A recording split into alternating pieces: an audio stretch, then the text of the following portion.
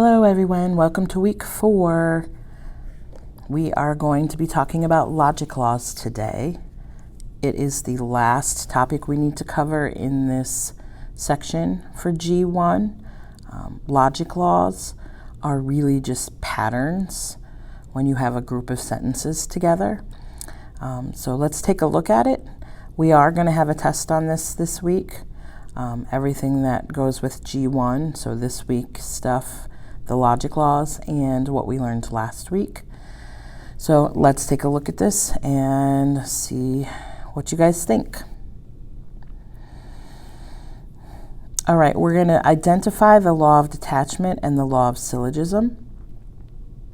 And we're going to determine if a sequence is valid or not, and we're also going to write a valid conclusion. Now here, a conclusion does not mean your cue in an if-then statement. When they say conclusion in this setting, they are talking about what is the third sentence of these two patterns. So we'll take a look at that in just a minute. And you'll know you have it when you score 80% or higher on the assessment. Just remember, with the assessments, you guys have more than one opportunity to submit them, and I have started going in giving you feedback, so look in your comments on that particular assessment.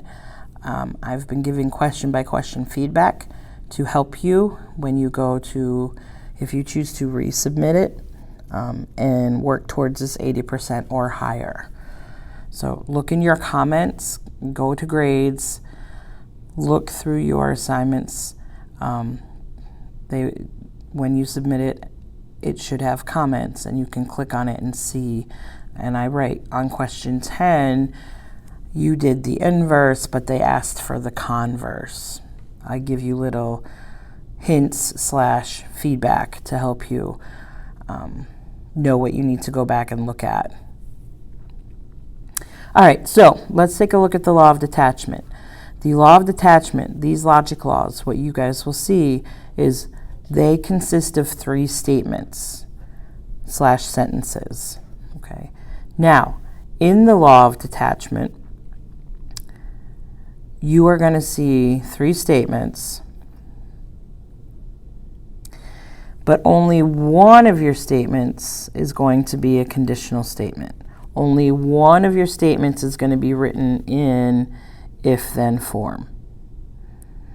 Okay, so it's kind of a dead giveaway. Law of detachment is usually easy to pick out in a group because there's only one if-then statement, and it's the first statement. And this is not going to make a whole lot of sense right now. Just hang tight. We will see some examples. In symbolic form, this is what it looks like. Your first statement or sentence is an if-then statement. If P, then Q. So symbolically, remember that's if P, then Q. Your second statement or sentence is just your hypothesis all by itself. Okay, so your second sentence, they basically just restate your hypothesis. Last statement. Sometimes we'll say therefore, sometimes they don't put it, but be aware that you will see it occasionally. Remember the symbol for therefore, we haven't really used it a lot, but it was in symbolic form on the chart, is the ... in the shape of a triangle. So your third sentence, therefore Q, or therefore, and then they just restate the conclusion from the very first sentence. So the form for law of detachment is if P, then Q. Then the next sentence is just P, your hypothesis. Your third sentence is therefore Q. Now, so it'll actually make sense so you can see it happening. Here's a group of sentences, and a lot of times they don't tell you, oh, use law of detachment, use law of syllogism. Sometimes they just give you a group of sentences. Okay. Anytime you see a group of sentences, you should think it's got to be some sort of logic law. Okay, it's the only time we see a group of sentences. So it's got to be a logic law question. Then you have to decide, well, what pattern, what logic law is it following? So what you do is you come to your group, like we have in this example, and you just write it out symbolically and see what you got. Okay, what do I mean? All right, so let's look at the first sentence. If you give a pig a pancake, then she'll want some maple syrup. Okay. You give a pig a pancake, there's your hypothesis. She will want some maple syrup.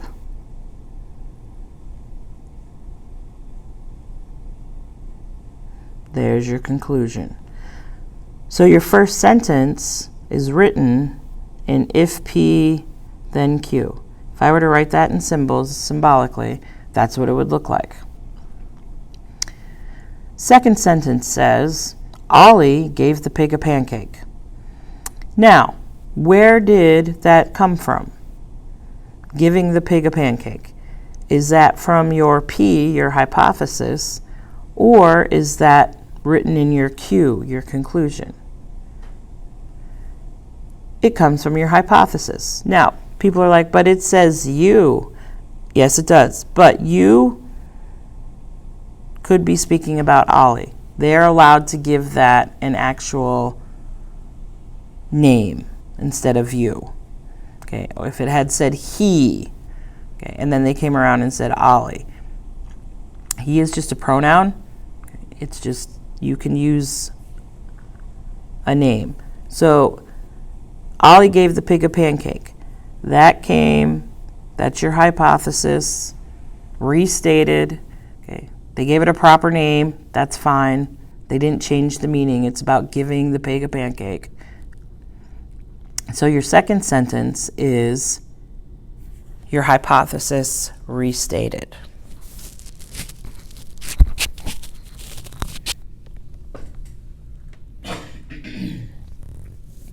Excuse me. Third sentence, therefore she will want some maple syrup. Okay, so therefore, so I'm going to do my ... because again, I'm just writing each sentence out symbolically. She will want some maple syrup. You look up at your first sentence. Does it come from your hypothesis, P? No, that says giving a pig a pancake. She will want some maple syrup. Does that come from the conclusion? Does that come from your Q? Absolutely. They just rewrote or restated your Q. So if P, then Q, my first sentence. My second sentence is just P. They restated the hypothesis. Third sentence, therefore, they restated the Q. Okay. Law of detachment. That's what it looks like. And it's almost in the name, because what does detach mean? Detach means to separate or to take apart, right? So basically the law of detachment says I start out with an if-then sentence, and then I detach the hypothesis and the conclusion, and I write them separately. Okay. If P, then Q, P, therefore Q. That is the pattern of law of detachment. The second logic law, getting ahead of myself, not the second. Okay, let's look at this, because this is one of the kinds of questions that you guys are going to run into. They're giving me two sentences and they're asking me for the conclusion. Now here's where people get confused sometimes. In these sentences, in these logic laws, when they are talking about the conclusion, they want you to actually write the third sentence in this pattern using your logic law. Okay? They're not talking about write your conclusion from an if-then statement, and that throws people off. Okay? When they ask you for What is a valid conclusion based on these arguments? What is your valid conclusion from the above statements? Okay, they're wanting you to, one, figure out what logic law it is, and two, use that to write the third part of this pattern. So let's look at this. If Laura eats her vegetables, then she can have a bowl of ice cream. Okay, so Laura eats her vegetables, that's my P. She can have a bowl of ice cream, that's my Q. So first sentence, if P then Q. That's what it looks like symbolically. Second sentence, Laura eats her vegetables. Okay, how would I write that symbolically? Well, that's just your hypothesis again. So right now, once you write those two out symbolically, you should very clearly see that this is law of detachment. Okay, it is following that pattern. Okay, and that pattern tells us that the last part should be therefore Q. That's what the pattern is for law of detachment. So they actually want us to write that third part. So if Laura eats her vegetables, then she can have a bowl of ice cream. Laura eats her vegetables. We said that came from P. Law of detachment says we need to say therefore. And again, sometimes they'll use therefore, and then other times you'll see them not use it. So just know that it can be used, but it's not wrong if they don't use it. So therefore, law of detachment says my third sentence needs to be just my Q from that original first statement. So therefore, she can have a bowl of ice cream.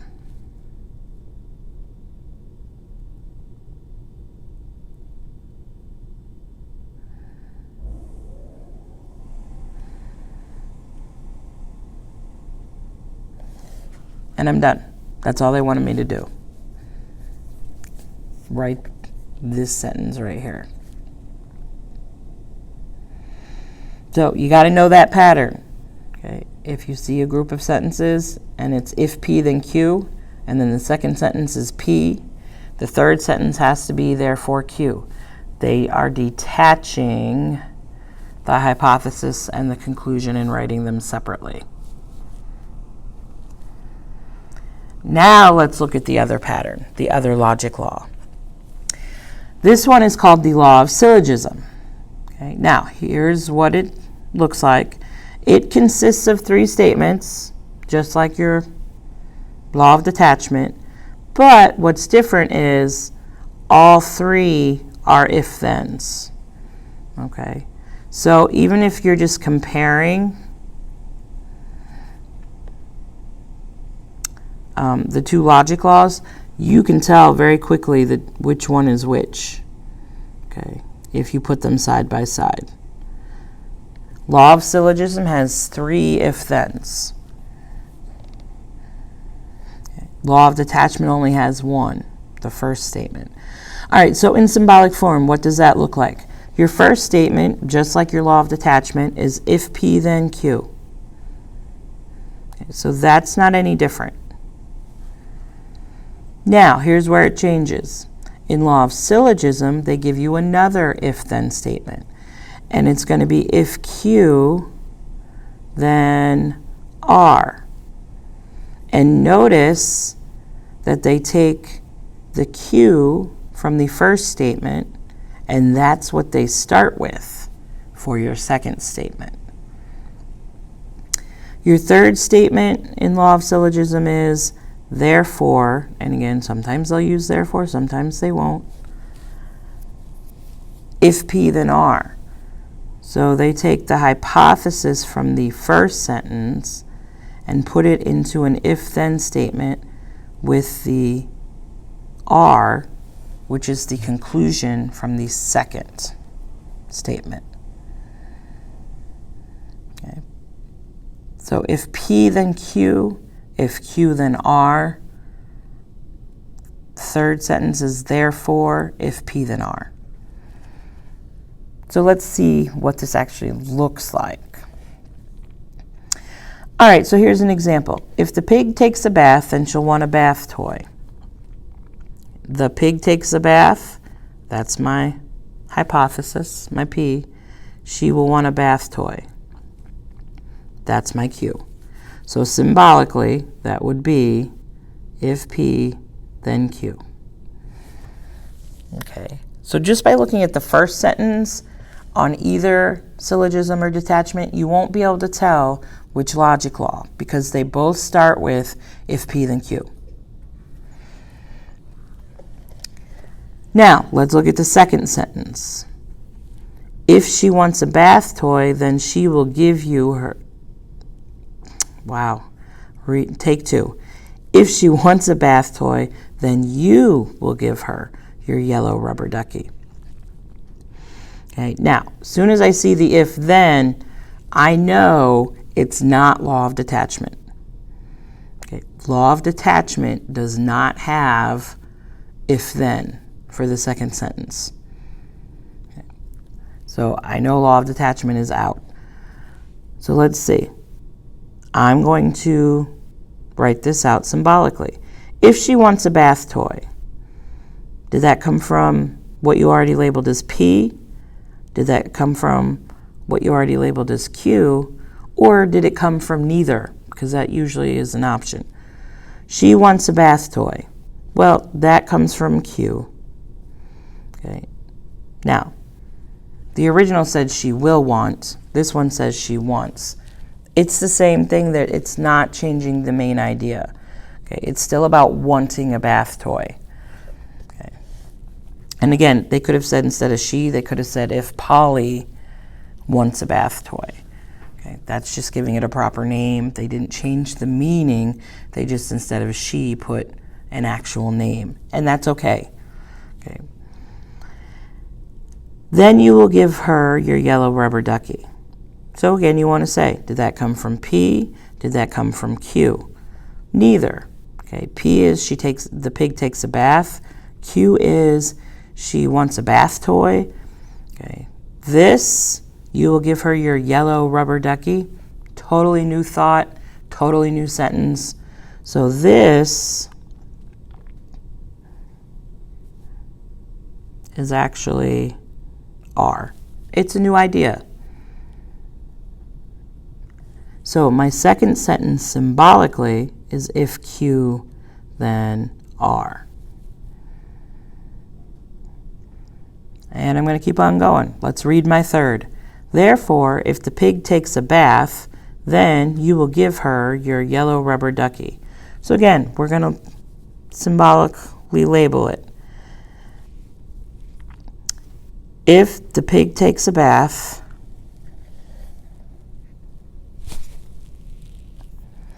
okay, so where does that come from? P, Q, or R? Good, P.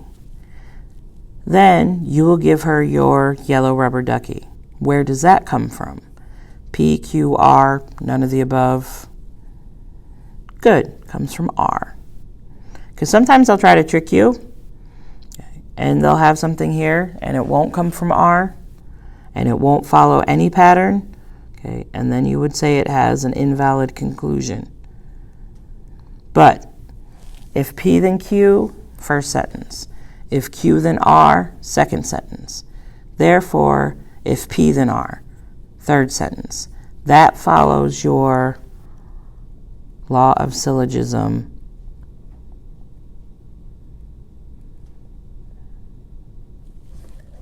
format, which really, again, is just a pattern.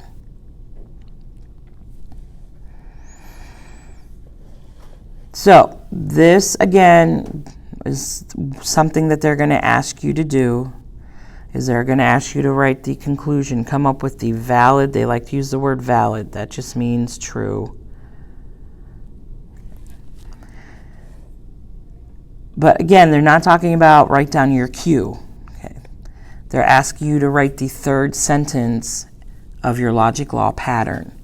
So let's see how this works out. If Eric studies hard, so I'm going to call that my P, Eric studies hard, he will pass geometry. That's my Q. Second sentence, over here, if P then Q. If he passes geometry, then he will get to play on the soccer team.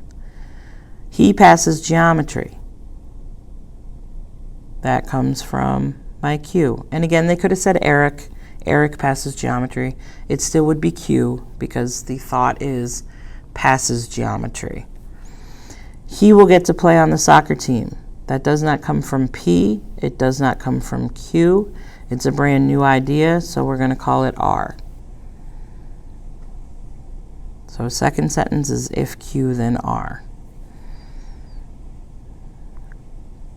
Now, they want us to write the valid conclusion. So I look at the first two symbolic forms I wrote and go, okay, that's following one of my logic law patterns. That is following my law of syllogism.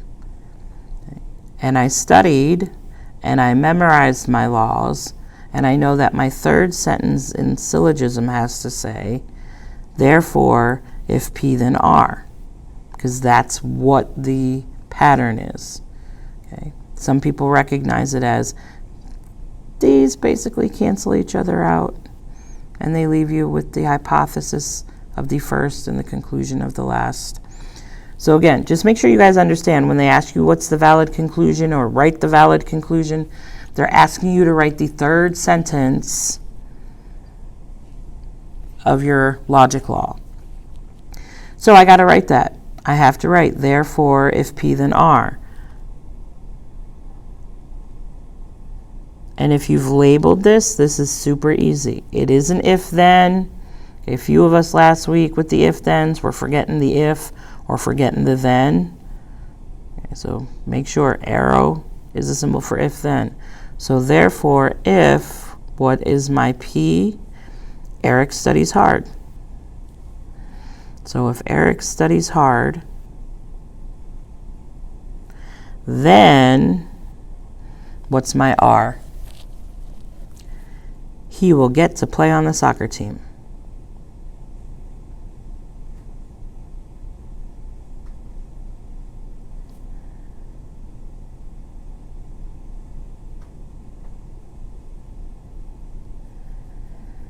And I'm done.